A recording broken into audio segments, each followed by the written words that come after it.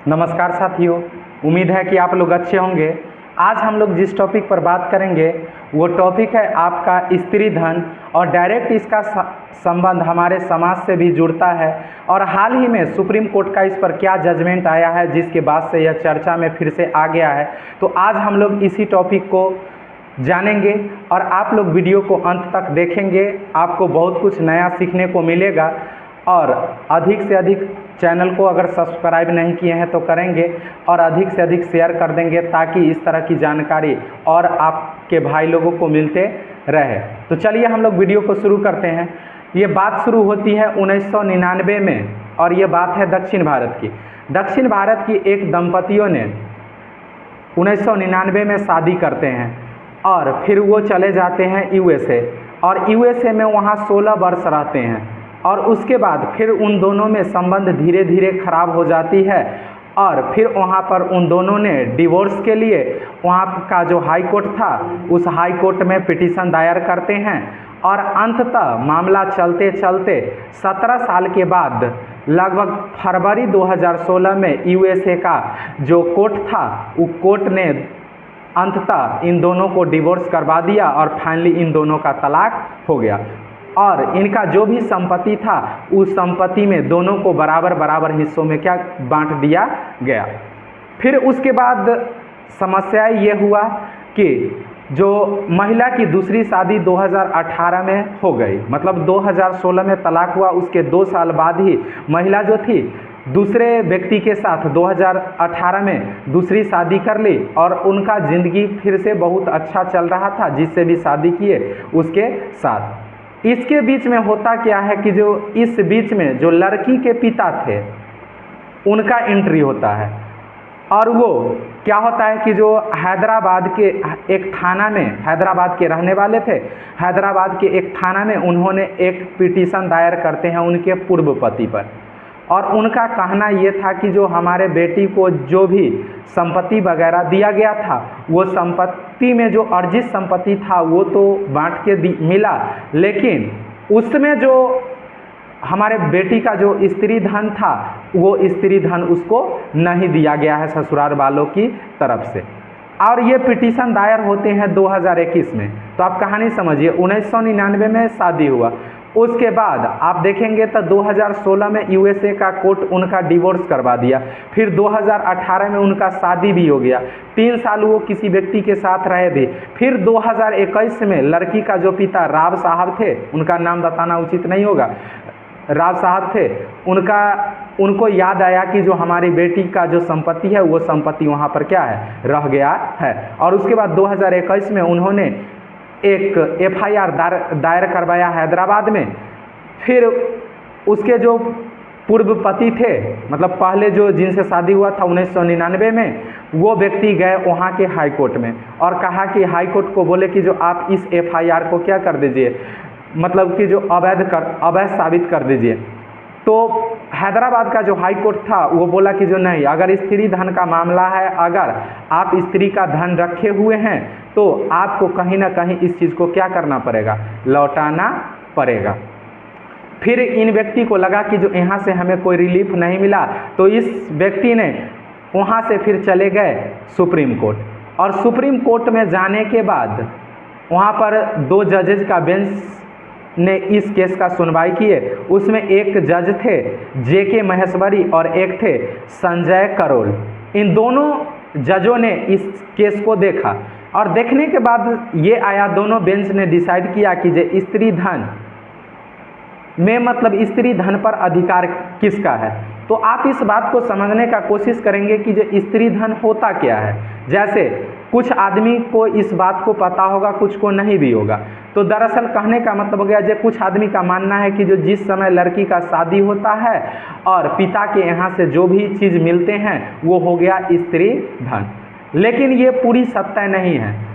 माननीय supreme court के हिसाब से ये माना जाता है कि जो स्त्री धन वो होता है जिस दिन से बच्ची का जन्म हुआ, मतलब किसी भी महिला का जिस दिन जन्म हुआ उस दिन से लेके जिस दिन तक उसका मृत्यु होगा और उस दिन तक उसको व्यक्तिगत तौर पर किसी प्रकार का गिफ्ट दिया जाएगा। जैसे एग्जाम्पल के तौर पर मान लीजिए मतलब मांगा हुआ नहीं, जो अपने मर्जी से किसी के द्वारा दिया जाएगा। जैसे एग्जाम्पल के तौर पर मान लीजिए कि जो बच्ची का जन्म हुआ और उस बच्ची के जन्म पर कोई व्यक्ति क्या हुए, छठी होता है हम लोग के समाज में, और उस छठी पर आए और उस छठी में उसको क्या किए कि जो कोई चीज़ गिफ्ट दिए हैं, वो गिफ्ट पर जो अधिकार होगा से सिर्फ उस लड़की का होगा, न कि उनका माता पिता का या दादा दादी या भाई बहन का होगा। सिर्फ उस बच्ची का अधिकार होगा, चाहे वो कपड़ा हो सकता है, चाहे कोई ज्वेलरी हो सकते हैं, चाहे किसी प्रकार का वस्तु हो। फिर अगर उनका 1 साल के बाद फिर बर्थडे आता है, उस बर्थडे पर भी कोई गिफ्ट जो देता है वो भी उनका जो होता है स्त्री धन होता है। उसके अलावा इस तरह से पूरे जीवन में कोई दोस्त कुछ दिया, किसी यूनिवर्सिटी में पढ़े, वहाँ से उनको कुछ गोल्ड मेडल मिला या सम्मानित किया गया, वो सारे चीज़। फिर जिस समय उनका शादी होता है तो शादी होता है और वो सारी संपत्ति जिस समय जो लड़की के तरफ से या लड़की के मामा के परिवार के तरफ से या जो भी फर्नीचर के सामान हो जाते हैं, जो भी कपड़ा होते हैं, जो भी गहना होते हैं, जो भी पैसा होते हैं, वो सारे सामान जो होते हैं सो स्त्री धन के रूप में आते हैं। फिर यहाँ से लड़की जितना जो मिला वो सब स्त्री धन के अंतर्गत में आया। और फिर वहाँ से जब आप देखेंगे लड़की क्या होती है, जो अपने माँ की वहाँ जाती है, ससुराल में जाती है, तो वहाँ ससुराल वाले भी उनको क्या करते हैं, पैसा होता है, गहना होता है, ये सब गिफ्ट के तौर पर देते हैं। तो ये सारे चीज़ जो हो गया सो आपको स्त्री धन के अंतर्गत में काउंट होता है। तो अक्सर आप सुनते होइएगा जैसे पति पत्नी में ये संवाद चलते रहता है, जो तुम्हारा वो हमारा, मतलब जो तुम्हारा है वही तो हमारा है, दोनों में ऐसा संवाद चलते रहता है। लेकिन माननीय सुप्रीम कोर्ट का मानना ये नहीं है। माननीय सुप्रीम कोर्ट का मानना है जो पुरुष का है वो स्त्री का है, मतलब जो पति का है वो महिला का है, लेकिन जो महिला का है वो सिर्फ महिला का है। इसका मतलब हो गया कि जब अब भारतीय माननीय सुप्रीम कोर्ट के अकॉर्डिंग भारतीय महिला ये कह सकती है जो तुम्हारा वो हमारा, लेकिन जो हमारा वो सिर्फ हमारा। इसका मतलब हो गया जो उस पर किसी का अधिकार नहीं है, स्त्री धन जो भी होंगे। इसका मतलब उसके बाद आपको लगता होगा जो स्त्री धन और दहेज में अंतर है कि नहीं, तो एक बेसिक अंतर है। जो मांगा जाता है और मांगने के बाद जो मिलता है वो दहेज हो गया, और जो बिना मांगे मिलेगा वो आपका एक तरह का स्त्री धन हो गया। तो माननीय सुप्रीम कोर्ट ने इस केस का सुनवाई करते हुए सबसे पहले उन जो राव साहब थे उनसे कुछ सवालें पूछा। सुप्रीम कोर्ट कहा कि जी आपकी बच्ची का 1999 में शादी हुई, फिर 2016 में आप देखेंगे तो उनका डिवोर्स हो गया। उसके 2 साल बाद फिर वो शादी भी कर लिए और वो जहाँ है तहाँ खुश है और सक्षम भी है, और जैसा भी है खुशी खुशी क्या कर रहा है, जिंदगी व्यतीत कर रहे हैं। और आपने फिर 2018 के बाद आपने 2021 में ही क्यों FIR दायर किया? और ये एक सवाल पूछा जाता है लड़की के पिता से, जो आप इतना देर मतलब शादी के 5 साल बाद कौन ऐसा आपके पास समस्या आ गया जिसके बाद आपको याद आया कि जो हमारी बेटी का स्त्री धन भी कुछ है जो उस पूर्व पति के पास या पूर्व ससुराल में उनके पास है। अब इसमें क्या है, समस्या आया, सुप्रीम कोर्ट कहा कि जी हाँ देखिए, अगर आपकी बेटी अभी स्वस्थ है, जैसे ये उसी कंडीशन में हो सकता है कोई पिता क्लेम कर सकता है कि जब उसकी बेटी उस स्थिति में नहीं हो जाए, वो अपना अधिकार का, वो अपना हक का मांग स्वयं कर सके। अगर वो सक्षम है, स्वस्थ है, वो अपना अधिकार मांगने के लिए सक्षम है, तो आप ऐसा नहीं कर सकते हैं। किसी भी, चाहे माता हो, चाहे पिता हो, चाहे भाई हो, बहन हो, भाभी हो, बुआ हो, या ससुराल वाले में का कोई भी सदस्य हो, उन पर उनका स्त्री धन पर एकाधिकार नहीं है। सिर्फ उस धन पर अधिकार है तो किसका है, महिला।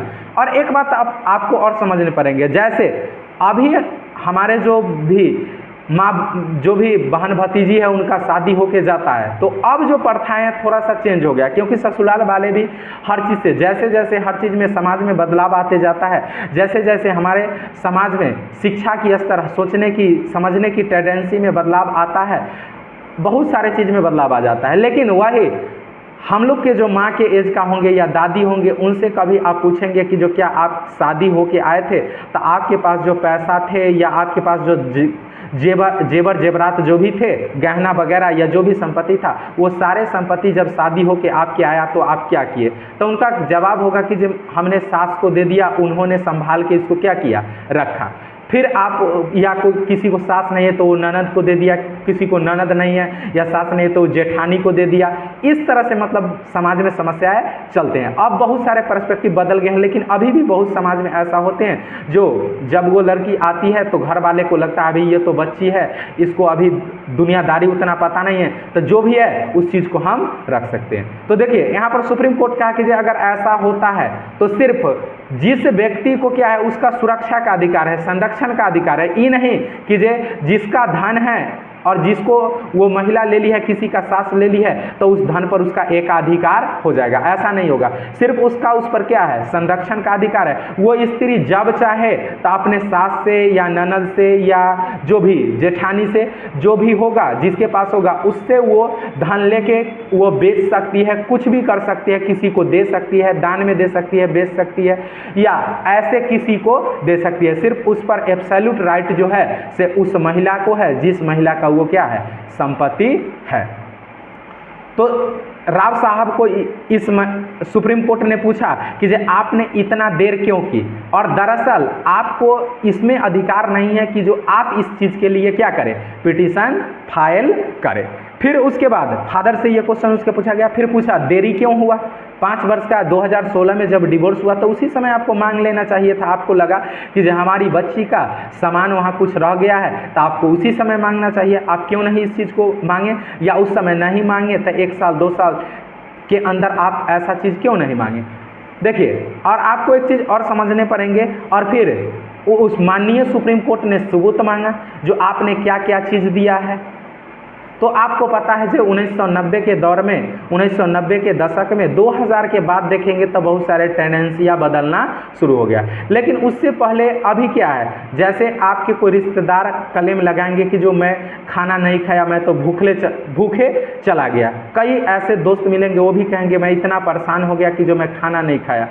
लेकिन ये सब अब कोई खाया है, कौन खाया है, नहीं खाया है, इसका जांच करना बहुत क्या है, आसान हो जाता है। जैसे एग्जांपल के तौर पर क्या है, इतने वीडियो सारे हर चीज़ रहते हैं, खाने से लेके सारे जो भी प्रोसेस होते हैं वो सारे प्रोसेस के आपके पास क्या होते हैं, ऑडियो अवेलेबल होता है, वीडियो अवेलेबल होता है, प्लस में सबका पिक्चर अवेलेबल होता है। तो आप आराम से उस चीज़ को देख सकते हैं कि जो क्या क्या चीज़। फिर आप देखेंगे कि जो अभी क्या है कि जो जब शादी होती है लड़की का, या जब भी उसका जो भी है दहेज वगैरह का प्रोसेस जब भी होता है, या जो भी सामान होता है, उस सारे सामान के क्या होते हैं, रिकॉर्ड करके वीडियो में रख लिए जाते हैं, फ़ोटो खींच के रख लिए जाते हैं, ताकि कल होके कोई समस्या हो तो आपके पास क्या रहेंगे, सबूत। लेकिन आपको पता है जो 1999 के दौर में या उससे पहले के दौर में ये सब चीज़ उतना बड़े पैमाने पर अगर थे भी तो कुछ समाज में सिमटे हुए थे, एलिड समाज में, जबकि ग्रामीण क्षेत्र में या बाकी समाज में क्या था,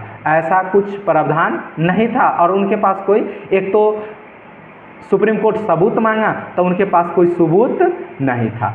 फिर आप देखेंगे तो किसी भी व्यक्ति के ऊपर दहेज का क्लेम कब लगा सकते हैं, इसका भी एक एक्सपायरी डेट होता है जो बहुत लोगों को पता है और बहुत लोगों को पता नहीं है। जैसे किसी भी व्यक्ति के ऊपर दहेज का मामला तब दर्ज हो सकता है जब 7 साल तक ही, शादी से सिर्फ 7 साल तक ही दहेज का मामला दर्ज हो सकता है। जैसे हम सबको पता है कि जो जैसे मान लिया जाता है जो 7 साल में बहुत सारे परिस्थितियाँ क्या हो जाते हैं, बदल जाते हैं। अगर कोई व्यक्ति दहेज के लिए अगर क्या होगा कि जो मांग करेगा भी या दहेज के लिए किसी प्रकार के मुद्दे आएंगे भी तो शादी के 1 साल 2 साल 3 साल के अंदर में ही जो भी मुद्दे होंगे आएंगे। क्योंकि आपको पता है जो शादी के 7 साल के बाद बहुत सारे परिस्थितियाँ बदल जाते हैं। क्या होता है कि जो शादी के 1 साल 2 साल जब होते हैं तो बहुत सारे ताम झाम जो भी है वो सब चलते रहता है। जैसे ही 2 साल 3 साल होते हैं फिर बच्चे आ जाते हैं तो उसमें अब जो परिवार में जो भी सदस्य हैं, जैसे पिता है तो उनका भी जिम्मेदारी हर चीज़ बढ़ जाता है, फिर माँ है तो माँ की जिम्मेदारी हो जाती है।